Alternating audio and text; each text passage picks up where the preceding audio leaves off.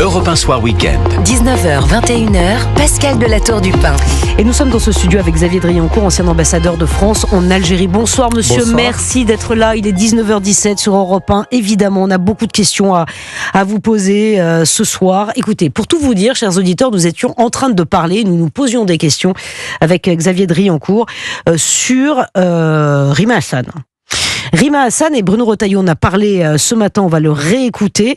Rima Hassan, donc, qui exprime son amour pour l'Algérie, qu'elle considère comme la Mecque des libertés. Rima Hassan aussi, qui a refusé de signer au Parlement européen pour la libération de Boualem Sansal. Écoutez ce que disait le ministre de l'Intérieur, et après, monsieur l'ambassadeur, nous allons en parler ensemble. Je pense que le président de la République a beaucoup tendu la main à l'Algérie et que l'Algérie, en réalité, a peu donné en retour, ou au contraire, elle a augmenté, en fonction de ce que nous donnions, nous, son agressivité n'a cessé d'augmenter. Ça, je ne le comprends pas. Vous savez, je respecte les États, je respecte les peuples, et le peuple algérien est un grand Vous peuple. parlez du régime algérien. Et je parle du régime, mais j'entends que ce régime respecte la France. Comme vous l'avez très bien dit, les douleurs de l'histoire, et je les connais, ces douleurs aiguës de l'histoire, mais en aucun cas, elles ne peuvent donner une sorte de droit de tirage à offenser la France. Ça n'est pas possible. Alors on va écouter Bruno Retailleau sur Rima Hassan dans quelques instants, mais monsieur l'ambassadeur, puisque c'est cet extrait que nous avons diffusé à nos auditeurs, effectivement, on s'interroge sur les relations entre la France et l'Algérie. Nous avons le sentiment que la France courbe l'échine face aux autorités algériennes. Vous êtes l'ancien ambassadeur de France en Algérie. Est-ce que vous pouvez d'abord expliquer aux auditeurs d'Europe 1 pourquoi on adopte cette attitude ? Avec l'Algérie, depuis très longtemps, nous avons été dans une relation inégalitaire. Et je l'ai dit et écrit, et je l'ai dit ici à plusieurs reprises, les Algériens comprennent le rapport de force. En termes diplomatiques, on appelle ça la réciprocité. Mais nous n'avons, nous, jamais voulu nous mettre dans une position de réciprocité ou de rapport de force. Pourquoi Xavier Driancourt ? Mais c'est pas à moi qu'il faut poser la question, mais c'est à monsieur Retailleau ou à d'autres. Mais je constate que c'est le cas. C'est parce que avec l'Algérie, il y a une forme de bienveillance spontanée vis-à-vis de l'Algérie chez tous nos hommes politiques. L'Algérie n'a pas de bienveillance spontanée avec la France. Non, exactement, tout à fait. Zéro bienveillance spontanée du côté algérien vis-à-vis de la France, au contraire de la critique systématique. Mais du côté français, il y a une sorte, de bienveillance a priori chez nos politiques français, qu'ils soient de gauche ou de droite souvent. Donc on s'excuse vis-à-vis de l'Algérie, on exprime des regrets, on n'ose pas parce que pour différentes raisons, parce que c'est de la politique intérieure comme de la politique étrangère. On a toujours peur d'offenser ou de se mettre mal avec les harkis, avec les pieds noirs, avec la communauté algérienne de France. Donc voilà, on marche sur des œufs, si je puis dire, dès qu'il s'agit de l'Algérie. Ce qui n'est pas le cas avec d'autres pays, parce qu'on traite l'Algérie en termes de politique intérieure. Alors, on ne va pas rentrer dans les détails, et peut-être que c'est une réponse à l'Algérie, je ne sais pas. Vous savez, la nouvelle circulaire Retailleau qui est censée durcir la régulation des personnes en situation irrégulière et l'application des OQTF. On a beaucoup de mal à faire appliquer nos OQTF. Vous vous souvenez de cet influenceur algérien qu'on a expulsé et qui est revenu illico. Est-ce que vous pensez, sans rentrer dans le détail de cette circulaire, est-ce que vous pensez que c'est de matière à hausser le ton, que l'Algérie peut l'interpréter comme, la France hausse le ton, ça va être plus difficile? Non, je pense pas. Non, je pense que c'est une réponse générale sur les questions d'immigration que le ministre de l'Intérieur, et il est parfaitement dans son rôle, a décidé de faire. Non, c'est pas uniquement vis-à-vis des Algériens. Il y a d'autres nationalités qui sont dans la même situation. Et le ministre de l'Intérieur est parfaitement dans son rôle. Mais évidemment, il suffit de regarder la presse algérienne aujourd'hui, ce que j'ai fait. La presse algérienne dit, mais c'est scandaleux, la France va encore resserrer les boulons sur l'immigration, les pauvres Algériens sont visés, bien entendu. Donc les Algériens répondront cela. Donc les Algériens ont bien compris quand même, monsieur l'ambassadeur, qu'il y avait quand même une forme de... Non, c'est eux qui le disent. C'est pas qu'ils ont compris cela, mais c'est eux qui disent, parce que c'est systématique, encore une fois. Il n'y a pas chez eux la bienveillance spontanée que j'expliquais qu'il y a en France, et donc ils critiquent systématiquement. Ils vont voir que ça s'applique à eux. Alors que les OQTF continuent d'être traités avec l'Algérie comme avec le Maroc, en dépit de la crise. Je pense que Patrick Stefanini a dû le dire hier matin sur cette antenne. Et une question, Bruno Retailleau, qui a appelé aussi à dépassionner notre relation avec Alger. Hier sur Europe 1. Est-ce que vous pensez qu'on a quand même trop donné finalement à l'Algérie et qu'en retour on a rien eu? On a beaucoup donné, mais encore une fois, il faut traiter l'Algérie en termes de politique étrangère et non pas en termes de politique intérieure française. Et tant que nous n'aurons pas fait la séparation entre la politique étrangère et la politique intérieure, nous serons conduits systématiquement à être dans cette attitude que vous rappelez. Et qui sont ces influenceurs algériens que l'on voit fleurir sur les réseaux sociaux? Alors on les voit fleurir, je crois que ça fait très longtemps qu'ils fleurissent. En revanche, on les a identifiés. Oui.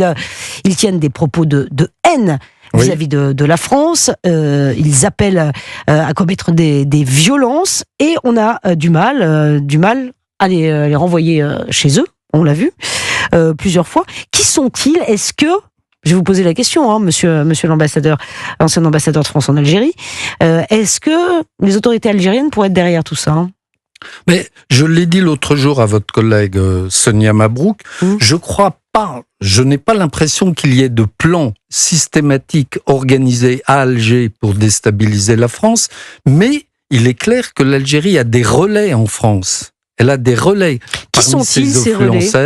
Ces influenceurs, comme on dit, ou soi-disant influenceurs, les réseaux de la mosquée de Paris, les réseaux des 20 consulats algériens en France, ces relais existent. Quand je suis allé faire une conférence sur mon livre « L'énigme algérienne » dans une ville de France, le consul d'Algérie avait organisé une contre-manifestation. Incroyable. Donc voilà, ce sont des relais algériens réels. Alors vous évoquez la grande mosquée de Paris qui se retrouve au cœur d'une brouille diplomatique entre Paris et Alger, des questions qui se posent sur son monopole de certification des produits halal exportés vers l'Algérie. Il y a certains députés comme François-Xavier Bellamy qui ont dénoncé un système opaque. Est-ce que vous pouvez nous expliquer un peu ce qui s'y passe là? Attendez, on va peut-être écouter le recteur. Je voudrais peut-être qu'on écoute le recteur de la grande mosquée de Paris et je voudrais que vous réagissiez, Xavier Driancourt. Non, je ne crois pas. Non, pas du tout. Parce que le fait d'être franco-algérien nous met dans des situations difficiles parce que nous sommes à la fois français et algériens. Lorsque je suis en Algérie, c'est la loi, je suis algérien. Et quand je suis ici en France, je suis français. Donc si vous voulez, on ne peut pas aujourd'hui, je ne voudrais pas participer à cette polémique, il y a des gens extrêmement sincères qui sont en train de défendre Boualem Sansal, mais il y en a qui instrumentalisent cette situation. Bon, alors, décidément, un petit problème technique sur Europe 1 ce soir. Veuillez m'excuser, Xavier Driancourt, et m'excuser auprès des auditeurs. Donc là, le recteur Edine Hafiz parlait de Boualem Sansal, ce qui est un autre dossier. Bon, juste sur l'affaire, effectivement, de cette brouille diplomatique entre Paris et Alger, et la grande mosquée de Paris qui se retrouve à l'intérieur de cette brouille. Quelle est votre analyse?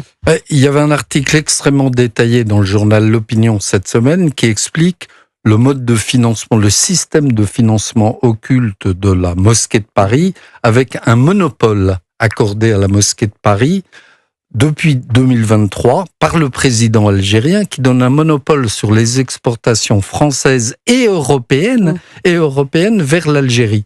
Ce qui est étonnant, ça pose deux questions. D'abord, de quel droit, à quel titre un organisme privé comme la mosquée de Paris peut organiser un système de financement sur la seule base d'une instruction algérienne. Si c'était purement algérien, il fallait faire ce système de contrôle à l'entrée en Algérie, avec la grande mosquée d'Alger, et payable en dinars. Mais là, c'est en France, sur le territoire français, payable en euros par la mosquée de Paris. Deuxième question, le journal L'Opinion faisait apparaître qu'il y avait 5 millions d'euros en 2024. Que devient cet argent ?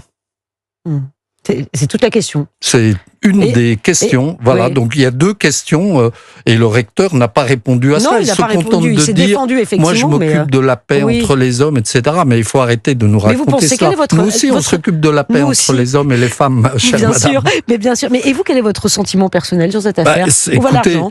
je ne sais pas, mais je pense que le journal L'Opinion a fait une enquête extrêmement documentée. Maintenant, j'entendais que ce matin, M. Retailleau a dit qu'il allait saisir les services pour voir justement ce que devenait ce système.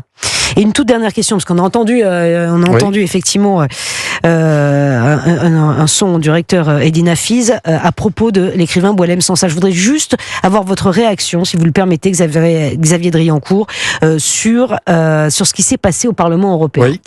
Donc, Rima Hassan, eurodéputée LFI, s'est opposée effectivement à ce texte qui était signé, validé par tout le monde pour demander et imposer la libération de Boualem Sansal. Donc elle s'y oppose et Manon Aubry s'abstient. Monsieur l'ambassadeur. Comme vous l'avez dit, ce texte a été voté à l'unanimité par tous les partis politiques. C'est incompréhensible, effectivement. Pourquoi, selon vous ? Ça montre qu'il y a un choix politique qui est fait par LFI et par Madame Rima Hassan en faveur de l'Algérie, en faveur des preneurs d'otages algériens. C'est quand même incroyable, ça a énormément fait réagir. Vous aussi, vous êtes extrêmement surpris. Comme tout le monde, oui. Alors qu'elle a été votée, encore une fois, à l'unanimité. Merci beaucoup Xavier Driancourt, en tout cas d'être venu ce soir dans le studio d'Europe 1. Merci infiniment pour votre éclairage. C'est très intéressant, effectivement, et nous aurons l'occasion, si vous voulez bien, de faire appel à vous à nouveau. Merci infiniment. Merci. Il est 19h28 sur Europe 1.